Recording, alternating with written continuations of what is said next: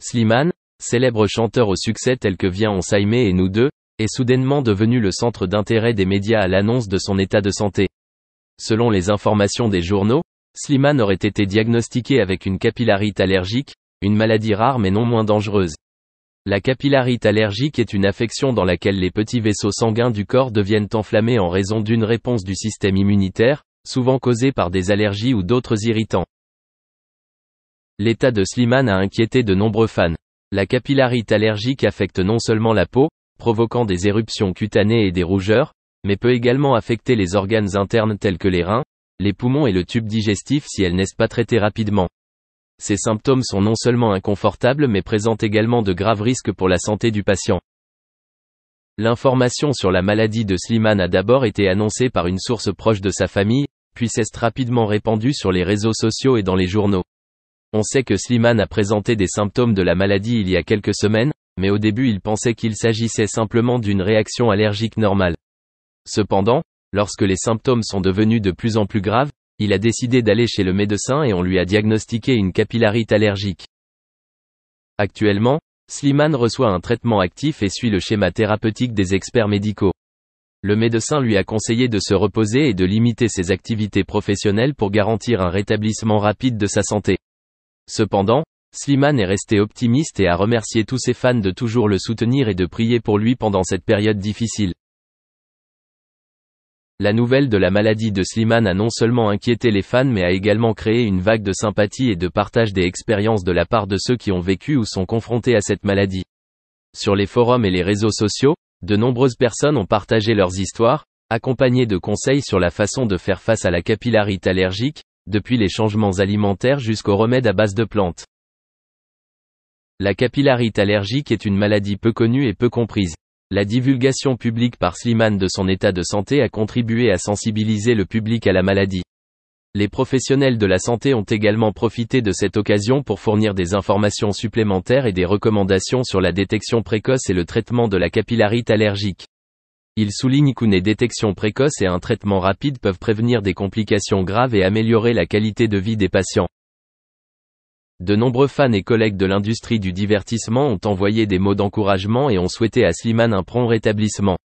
Les bons vœux et le soutien spirituel de la communauté sont une grande source de motivation pour l'Aider à surmonter cette période difficile. Slimane a partagé qu'il se sentait extrêmement touché et reconnaissant pour l'amour que tout le monde lui portait. Cela l'a également aidé à acquérir plus de confiance et de force pour combattre la maladie. À l'avenir, Slimane prévoit de continuer à contribuer à la musique et à proposer au public des produits musicaux de qualité. Il espère qu'après sa guérison, il aura plus d'expériences et des inspirations pour composer de nouvelles chansons. Slimane a également exprimé son souhait de revoir ses fans lors des spectacles et événements musicaux une fois que son état de santé s'améliorera. Le cas de capillarite allergique de Slimane rappelle l'importance de prendre soin de sa santé et d'être à l'écoute de son corps. Espérons qu'avec le soutien de sa famille, de ses amis et de ses fans, Slimane parviendra bientôt à surmonter cette difficulté et à revenir sur scène, poursuivant ainsi son parcours musical. Attendons une bonne nouvelle et souhaitons-lui un prompt rétablissement. Raphaël de Casabianca, documentariste connu pour ses voyages de découverte inspirants, a invité Slimane dans une nouvelle aventure à l'autre bout de la planète. Slimane, artiste de 34 ans, s'est fait connaître du grand public grâce à l'émission The Voice sur TF1 en 2016. Il y révélait son rêve de toujours de faire partie de l'émission. C'est merveilleux que ce rêve soit devenu réalité, lui ouvrant de nombreuses nouvelles opportunités d'explorer le monde et lui-même. Ce voyage les a conduits en Guinée-Bissau, un petit pays des Afriques de l'Ouest. Avec une superficie modeste et une population réduite, la Guinée-Bissau est souvent oubliée sur la carte touristique mondiale. Pourtant, ce petit lieu méconnu cache des merveilles, que Raphaël et Slimane découvriront tout au long de leur voyage. Dès leur arrivée en Guinée-Bissau, ils avaient prévu de rencontrer et de connaître le peuple Bijagos, une tribu vivant sur l'archipel du même nom au large des côtes. Les Bijagos sont une communauté peu connue qui vit à l'écart du reste du monde, préservant sa culture et ses traditions uniques au fil des siècles. Raphaël et Slimane sont accueillis par l'hospitalité des Bijagos et sont immédiatement plongés dans leur quotidien. Les Bijagos vivent à proximité de la nature et dépendent des ressources de la mer et des forêts pour survivre.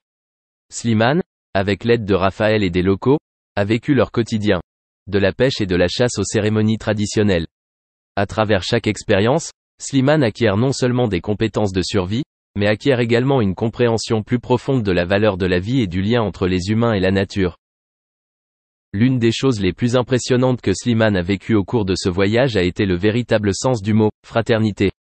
En Guinée-Bissau, la notion de fraternité ne se limite pas aux relations entre parents de sang mais s'étend également à l'ensemble de la communauté.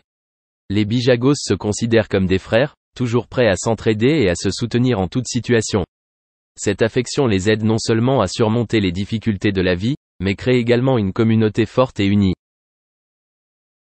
Les journées passées chez les Bijagos ont permis à Slimane de se redécouvrir.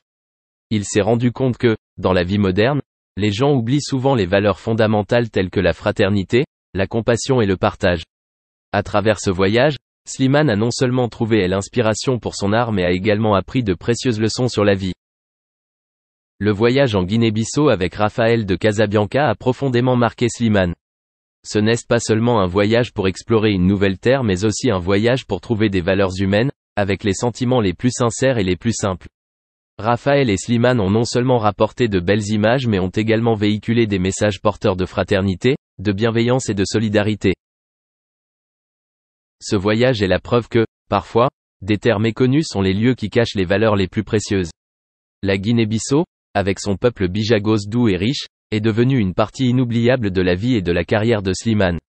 Et surtout, cela l'a aidé à redécouvrir le vrai sens de la fraternité, quelque chose qu'il chérira et dont il se souviendra pour nouveau sur la selle, rétablissant l'équilibre dans sa vie, tant sur le plan professionnel que romantique.